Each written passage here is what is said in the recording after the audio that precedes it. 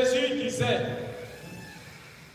méfiez-vous des scribes qui tiennent à sortir en robe solennelle et qui aiment les salutations sur les places publiques, les premiers rangs dans les synagogues et les places d'honneur dans les dîners.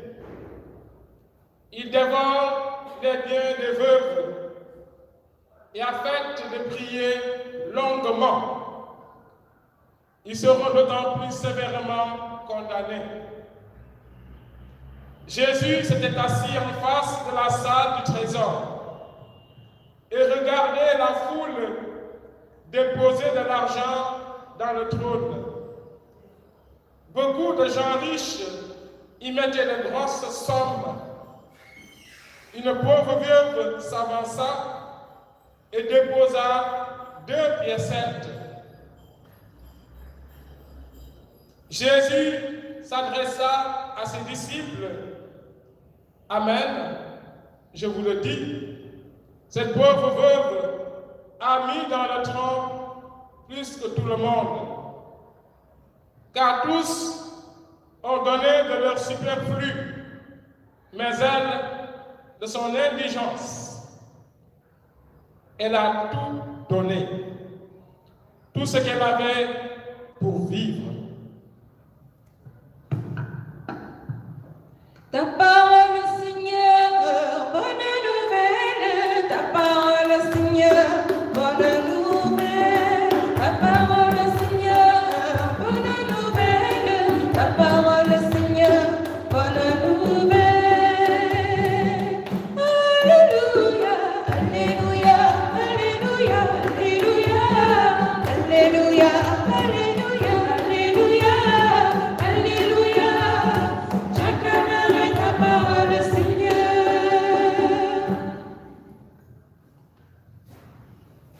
Chers frères et sœurs en Christ, ici présents, chers amis croyants, ici présents dans cette église, chers frères et sœurs et chers amis qui nous suivent sur les réseaux sociaux, chaque fois que Dieu parle, il aime donner des enseignements à ces enfants que nous sommes.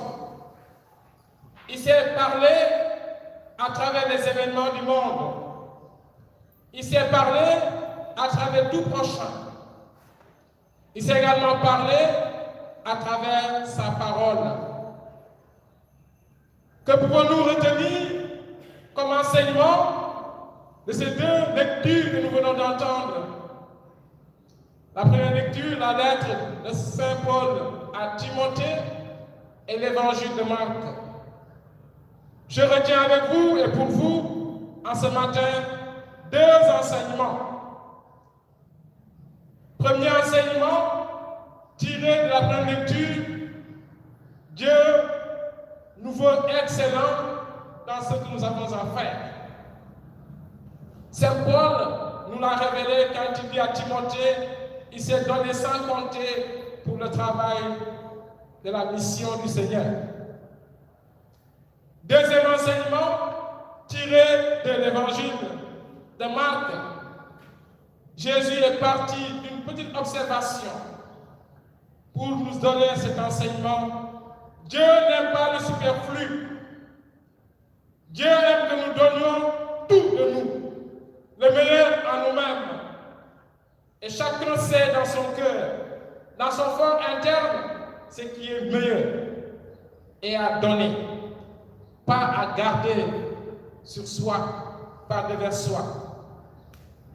La femme, cette veuve, comme Jésus a eu à nous dire, a tout donné. Qu'est-ce qu'il faut offrir à Dieu et qui seraient des choses qui puissent lui plaire? Nous y viendrons tout à l'heure.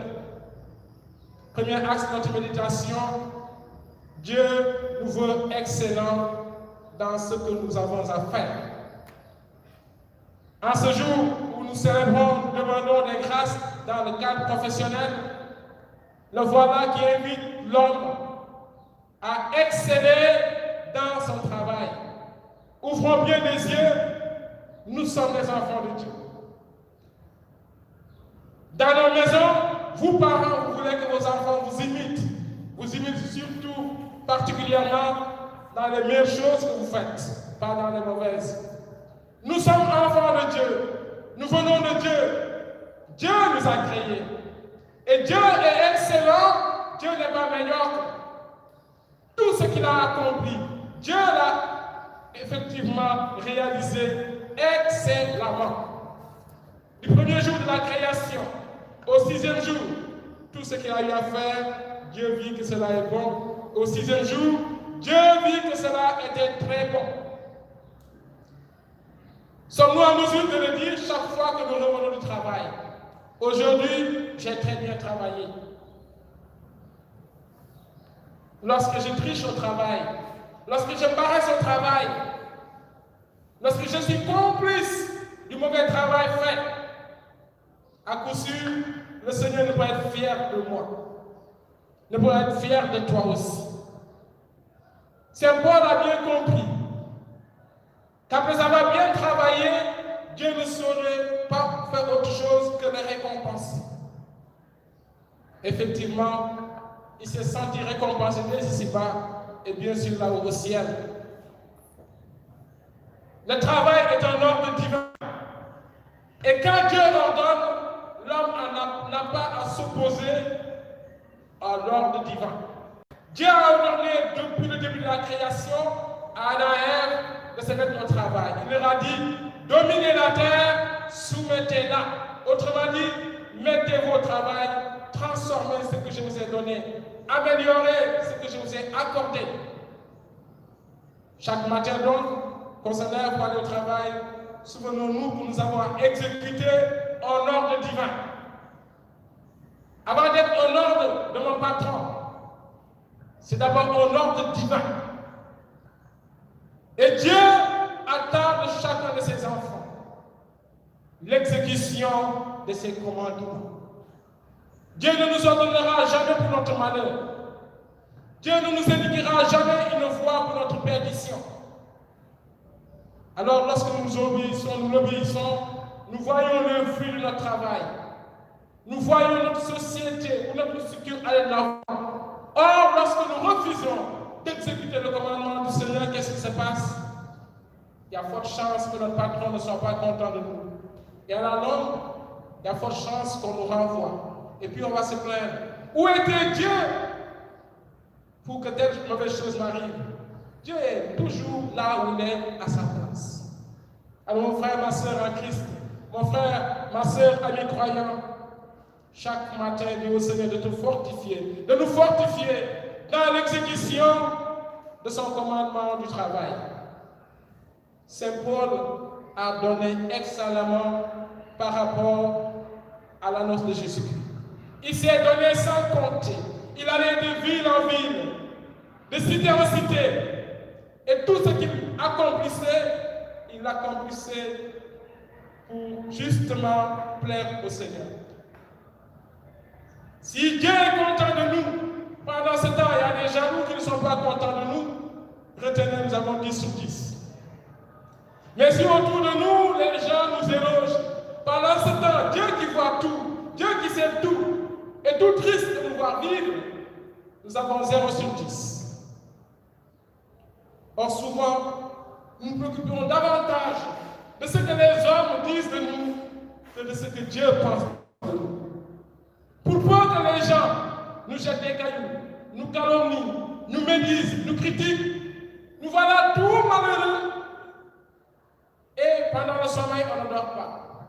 On se tourne, on se retourne. Pendant toute la nuit, à penser aux mauvaises paroles reçues, aux mauvaises critiques que nos protagonistes nous ont servi. Et pendant ce temps, Dieu qui voit tout, nous ne nous préoccupons pas de ce qu'il pense de nous. Important chaque jour de pouvoir dire, Seigneur mon Dieu, toi mon Créateur, es-tu fier de ma journée de travail? Es-tu fier de ma manière de m'être comporté au cours de ma journée? Le travail n'est pas que professionnel. Dans la maison, on peut également travailler. Dans nos rapports humains, on peut également travailler.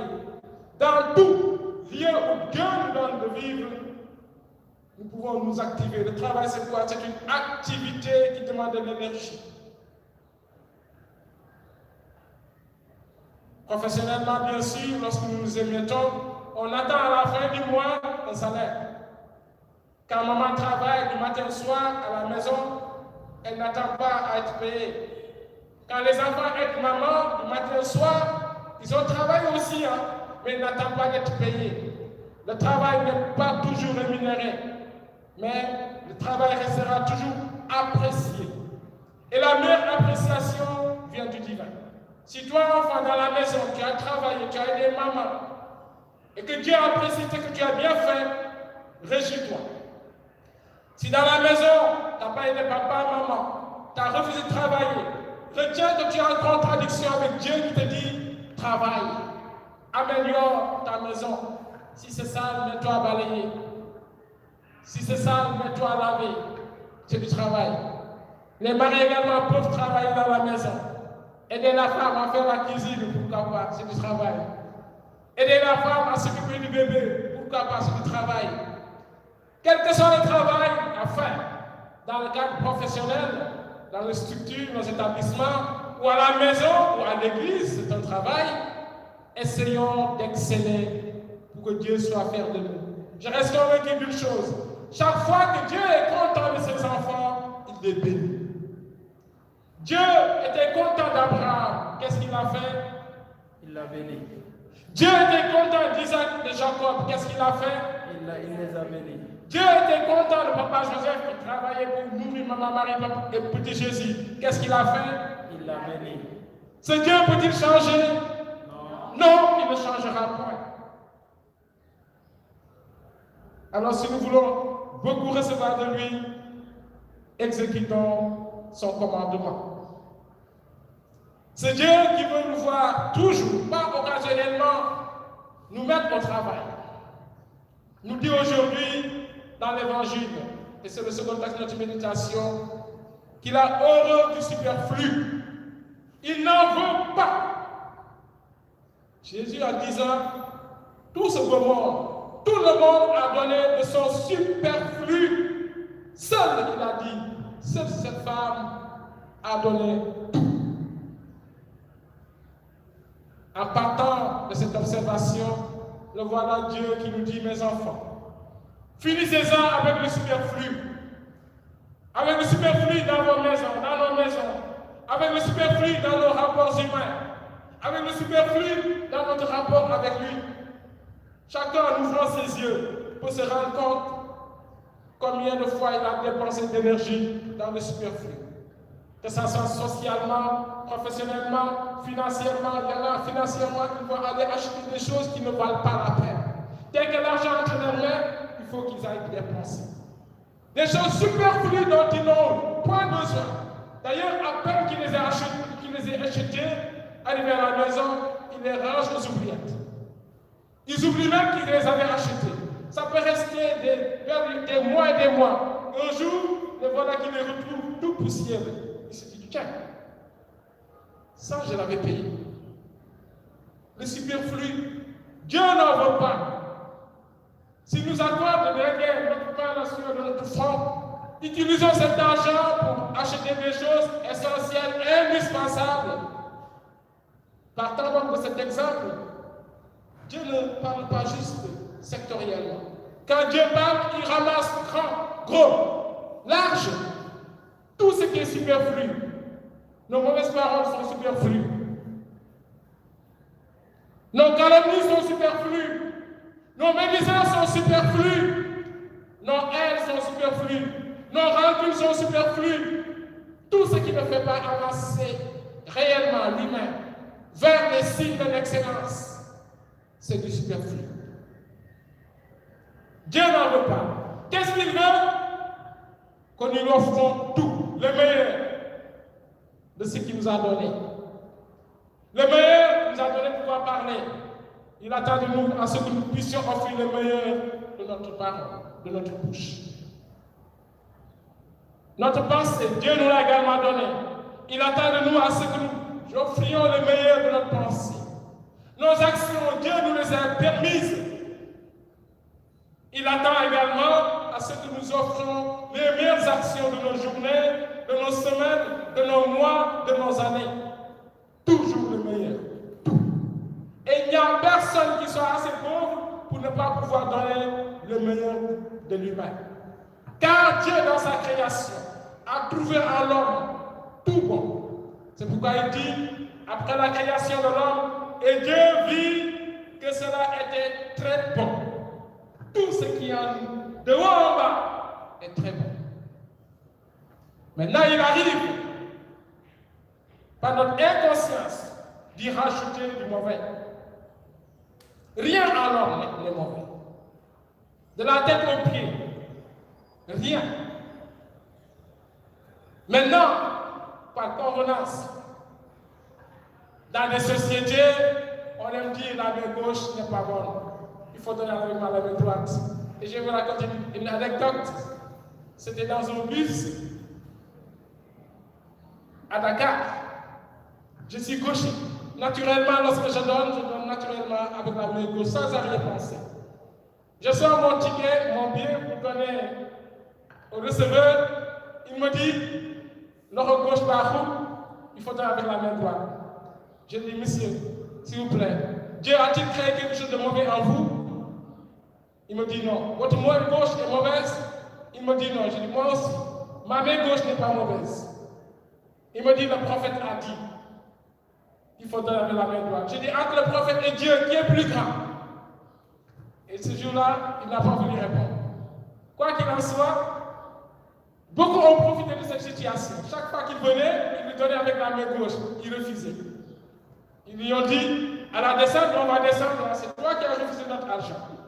Mais moi, à la fin, avant de descendre du bus, comme il a tenu à ma main droite, et comme je n'ai pas envie de voler 150 francs, je suis allé donner avec ma main droite 150. Rien en l'homme est mauvais. Rien. Dieu vit que cela était très bon. Alors offrons-lui le meilleur qu'il a semé en nous. Le meilleur qu'il a semé en nos paroles, en nos regards, en nos pensées, en nos actions. Et lorsque nous le faisons, qu'est-ce qui se passe? Dieu est dans l'admiration. Dans l'évangile de Saint Marc d'aujourd'hui, Jésus était dans l'admiration après avoir observé. Il a admiré cette dame. Elle a tout donné. Et ce jour-là, s'il y avait des trophées à donner, je reste convaincu que Jésus allait le donner simplement à cette dame, pas aux autres. Alors si nous voulons recevoir les trophées du Seigneur, n'oublions pas. N'oublions pas d'offrir le meilleur de nous-mêmes. Quand nous prions, donnons le meilleur de nous-mêmes. Quand nous travaillons, donnons le meilleur de nous-mêmes. Dans tout ce que nous faisons, essayons au moins d'offrir le meilleur de nous-mêmes.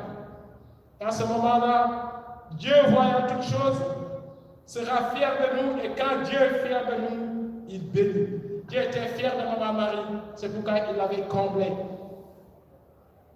Quand dans la Bible, Jésus a eu à dire à cette femme qui voulait qu'il la bénisse, qui bénisse son enfant précisément, il a dit, il n'est pas bon de donner le pain des enfants aux chiens. Quand la femme lui a dit, effectivement, Seigneur, vous avez raison, mais les chiens ramassent les miettes qui tombent de la table, les miettes de pain qui tombent de la table. Jésus avait dit quoi? Je n'ai jamais vu une foi si grande ici en Israël. Il était dans l'admiration.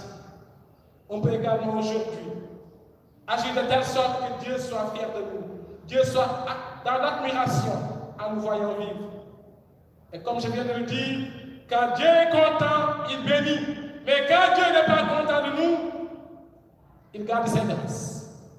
Or, tous tels que nous sommes, tant que nous sommes, nous voulons beaucoup recevoir de lui.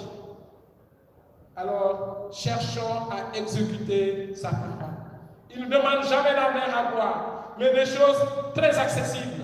La prière est accessible. La foi est accessible. Le cœur pur est accessible. L'humilité est accessible. Que le Saint-Esprit, cette force que Jésus nous a laissée, nous aide sur cette voie de l'excellence, sur cette voie d'offrir le meilleur de nous-mêmes chaque jour de notre vie et pour les siècles des siècles. Amen.